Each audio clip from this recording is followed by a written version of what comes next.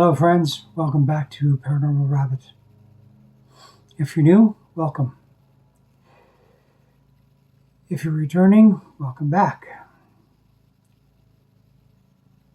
Today we're going to talk about alien abduction and the things that go along with it. We're going to delve into the mystery of it. We're going to delve into what happens, historical cases, all kinds of things. I think you'll find it very interesting, so yeah, be prepared to go down a rabbit hole. Do you think it's real? Do you think it's just imaginary? Do you think it's just people wanting to gain attention? Let me know down in the comments. Let me know if you like this content. Don't forget to like, subscribe, and turn on your notifications. Oh, leave a comment too.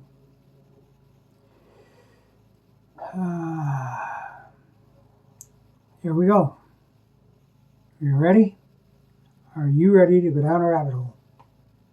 Okay, let's go. You see the writing on the wall.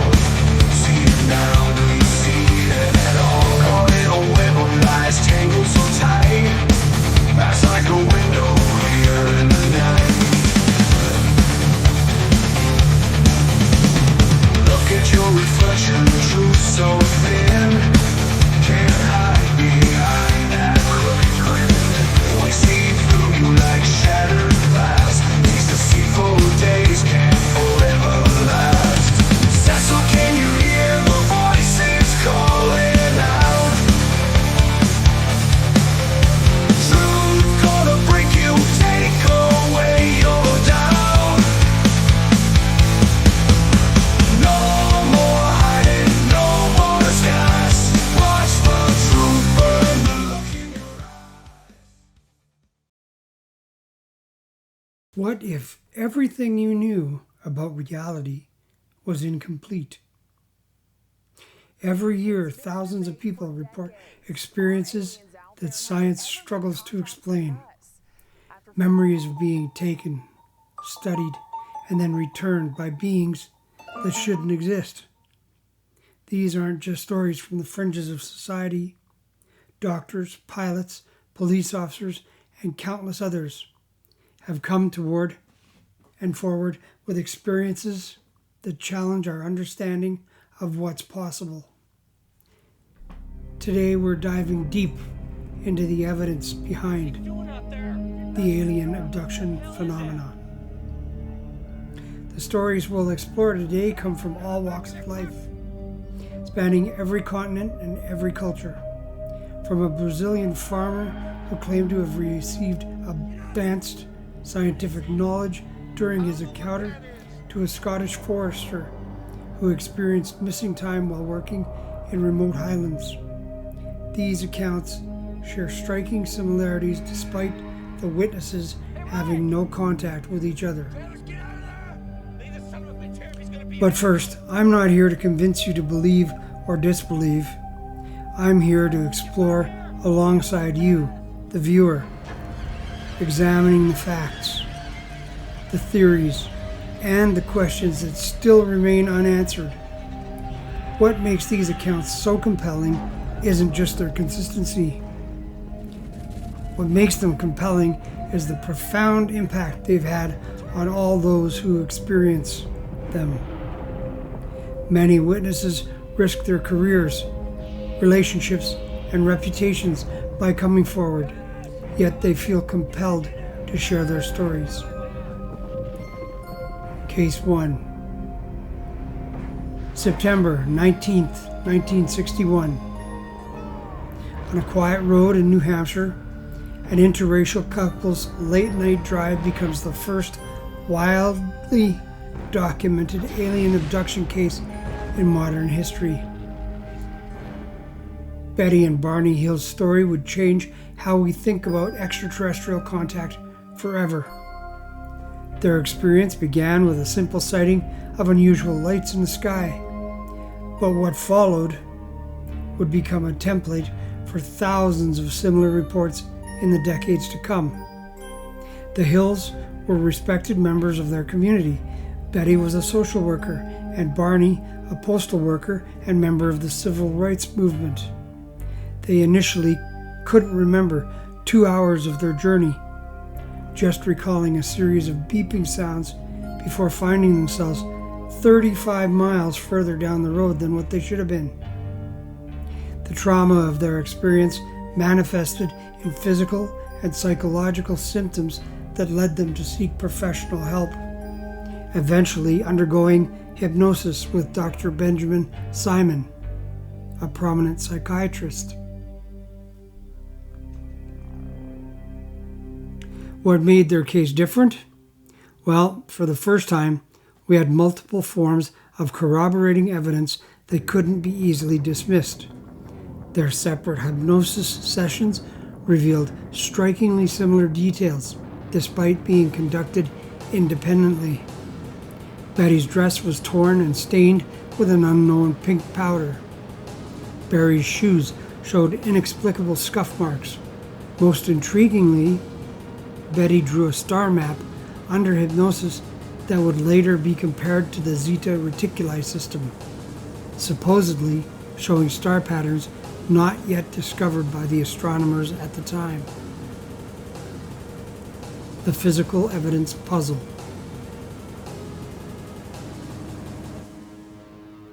Let's examine what we can actually touch and measure. Unlike many paranormal phenomena, the alien abduction experience often leaves behind physical traces, tangible evidence that demands scientific scrutiny. From mysterious implants removed by surgeons to the unexplained ground traces at reported landing sites, these physical clues suggest something beyond mere psychological experiences. Consider the case of Peter Williams, an Australian rancher who discovered a perfectly circular burn mark on his property following his reported abduction in 1993. Soil samples from the site showed unusual crystalline structures and magnetic anomalies that still puzzle geologists today. Similar ground traces have been documented at numerous other reported landing sites, often accompanied by elevated radiation readings and electromagnetic disturbances that affected nearby electronics. Medical anomalies. The medical evidence presents some of the most compelling physical traces. Dr. Roger Lear, podiatric surgeon, has removed several alleged alien implants from patients claiming abduction experiences. These objects often share bizarre characteristics. They emit radio frequencies. They're wrapped in a biological membrane that prevents rejection, and they contain isotopic ratios not found in the terrestrial materials of our world. Many abductees report finding mysterious scars appearing overnight, often in geometric patterns or in areas difficult to self-inflict. When these marks are fresh, they often fluoresce under ultraviolet light and show unusual healing patterns. Medical examinations have documented cases where these scars penetrate multiple layers of tissue in ways that don't match known surgical techniques.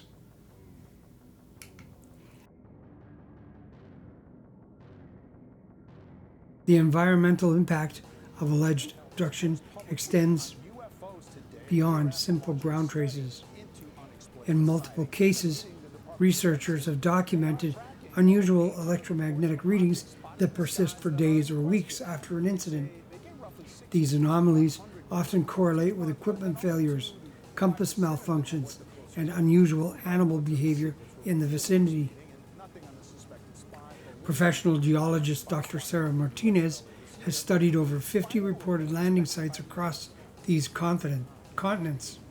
Her team has consistently found unusual mineral transformations and magnetic anomalies that don't match known natural or human-caused phenomena. While these findings don't prove extraterrestrial involvement, they demonstrate that something physical and measurable is occurring.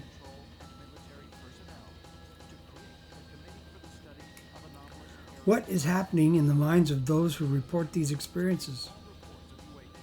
The psychological aspects of alien abduction experiences present a complex puzzle that challenges our understanding of consciousness and reality. Many witnesses report profound changes in their worldview and belief systems following their experiences, often developing increased environmental awareness and spiritual insight. Dr. John Mack, a Harvard psychiatrist who studied over 200 abduction cases, found that witnesses often showed none of the traditional signs of mental illness or delusion. Instead, they frequently demonstrated heightened awareness, increased empathy, and deeper connection with environmental concerns. These psychological transformations suggest something more complex than simple hallucination or fantasy. Sleep paralysis has often been proposed as the natural explanation for alien abduction experiences. This normal psychological phenomenon occurs when a person remains consciously aware while their body is paralyzed during the transition between sleep states.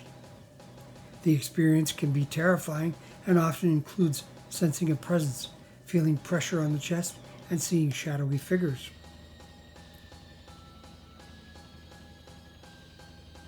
However, this explanation falls short when examining cases involving multiple witnesses or daytime encounters. Consider the 1994 Zimbabwe school incident.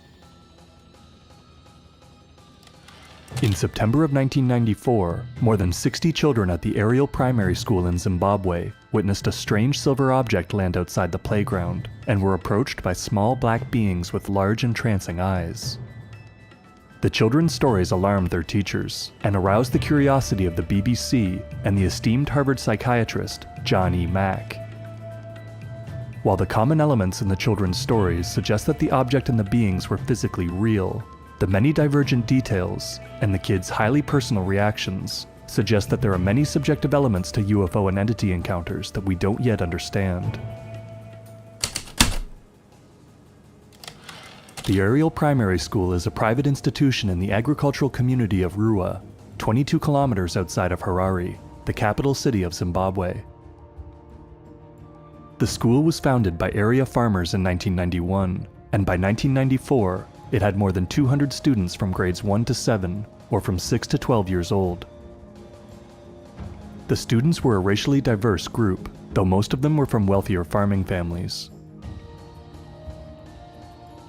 Friday, September 16th was a clear and warm sunny day.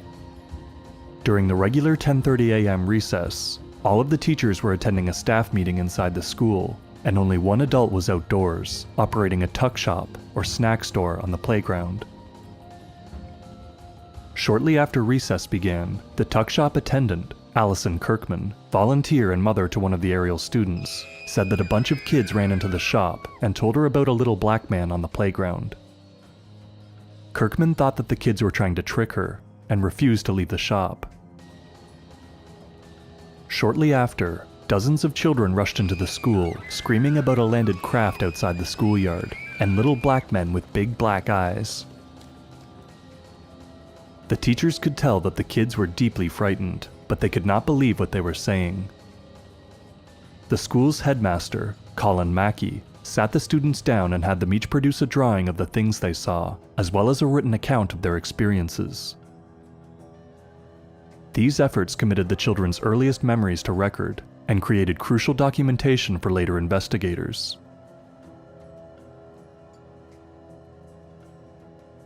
Shortly after classes ended and the kids were sent home for the weekend, teachers saw several parents searching the ground at the edge of the schoolyard with their children. The yard was virtually empty, with minimal grass, no trees or bushes, and only a few play structures near the classrooms. The children said that the beings appeared beyond the fence at the furthest point from the school, not a place where the children typically played. Beyond this fence was a field covered in brush and short trees. There was nothing there that could have been mistaken for a UFO or entity, and no indication that anything had been there at all. The following Monday, the school was inundated with letters from parents asking what had happened to their children on Friday that made them so frightened and upset. Several students were traumatized and did not return to school for several days after the event. That week, Tim Leach, senior correspondent with the BBC, visited the school, and other African news outlets picked up the story as well, including South African and Zimbabwean state television channels. Leach spoke with the children and had them tell their stories for the first time on video. He found that they were all genuinely shaken and was convinced that they believed what they were saying. Leach later claimed that despite all his experience as a war reporter, it was the aerial school incident that frightened him most. One of the most puzzling aspects of the abduction phenomena is the occurrence of shared experiences, cases where multiple people report the same event independently.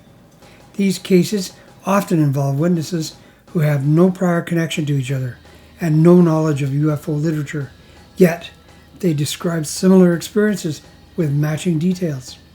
The 1976 Stanford, Kentucky case stands as a prominent example, where 3 women encountered a craft and beings while driving separate cars on the same road. When later interviewed and hypnotically regressed, they provided consistent accounts of their experience aboard the craft, down to specific details about the being's appearance and behavior that weren't made public knowledge at the time.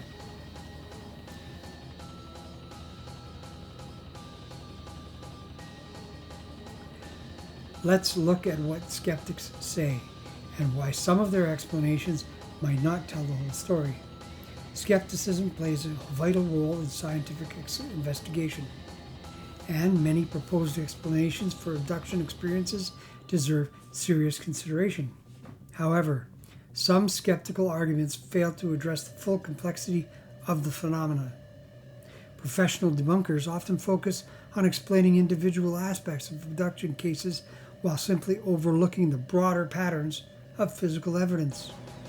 While some cases certainly have conventional explanations, the phenomenon as a whole presents challenges that resist the simple dismissal.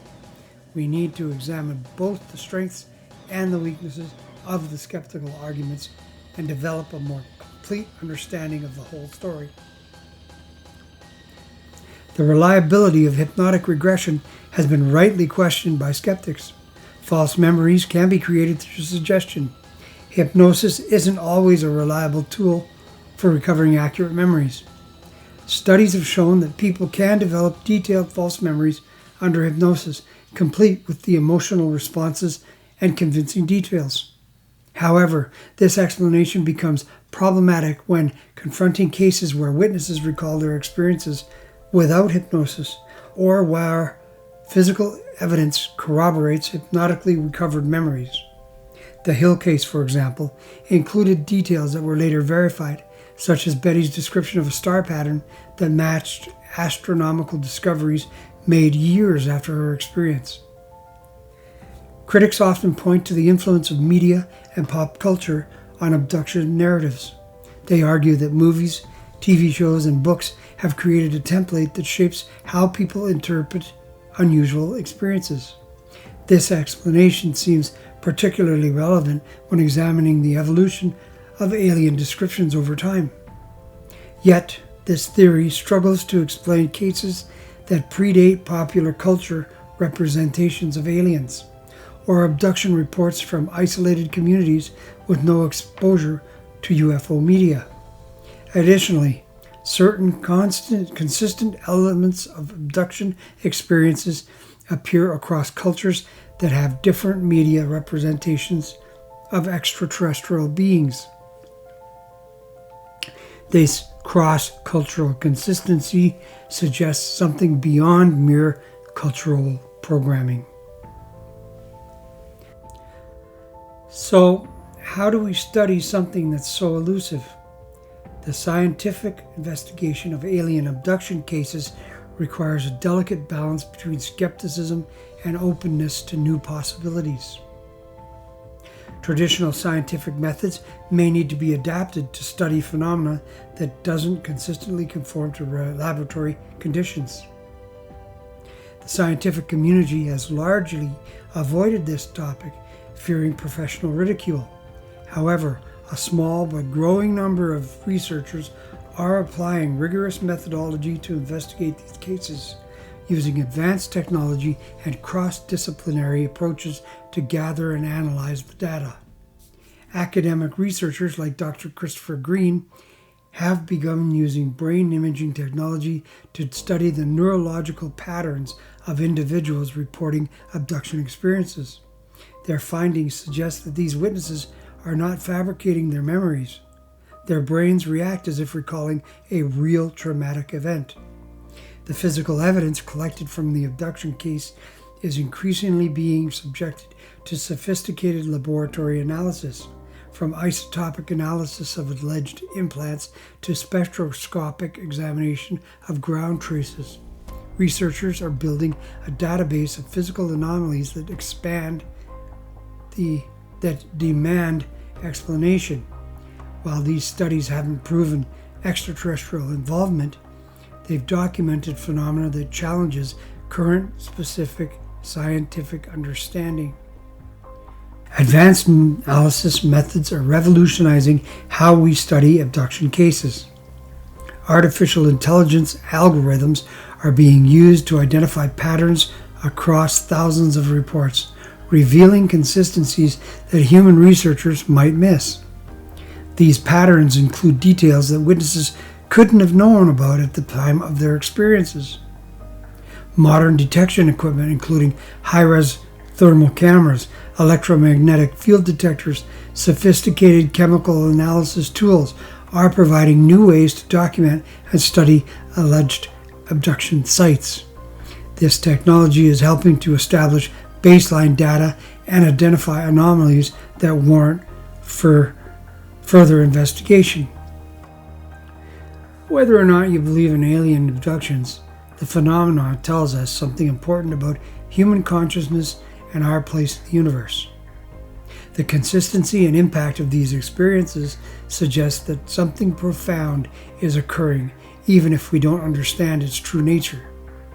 These experiences have led many researchers to question our basic assumptions about consciousness, reality, and the nature of the human experience.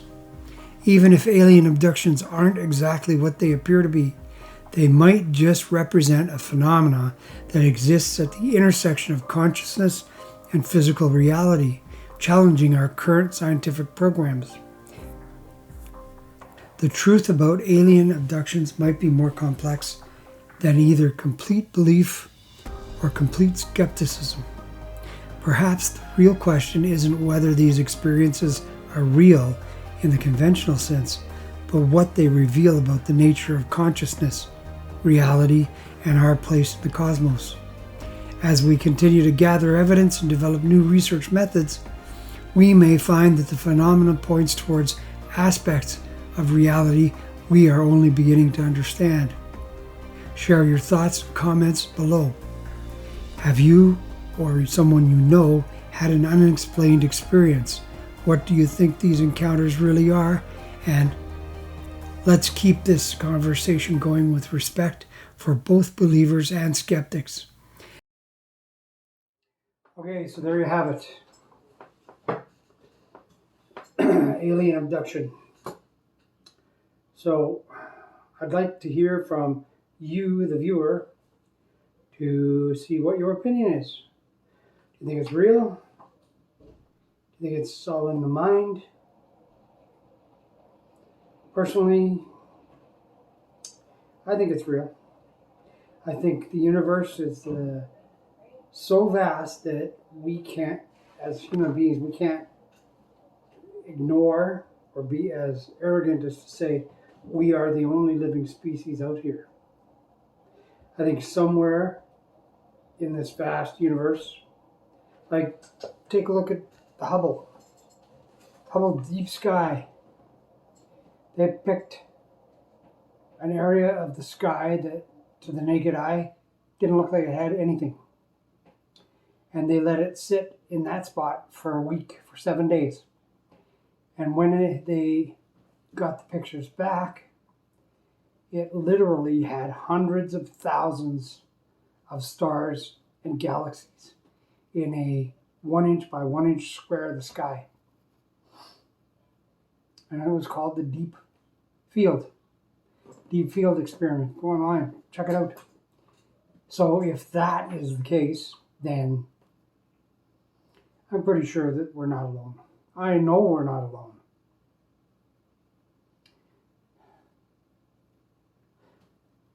If we are, then it's a pretty friggin' sad place, man. Like, one species. Yeah, I don't think we're alone. All right, so remember to like, subscribe, comment down below. Subscribe, because the more I get, faster I get monetized, the more I can, do what I want to do. Set up the whole channel, for helping the community. So yeah, every subscription counts, and the more I get, the faster I'm going to be able to do this. There are people out there that need our help. So just subscribe, it's free. And with that, I have no words of wisdom. I'm just going to say some things, yeah. All right, so till next time, see you soon and take care.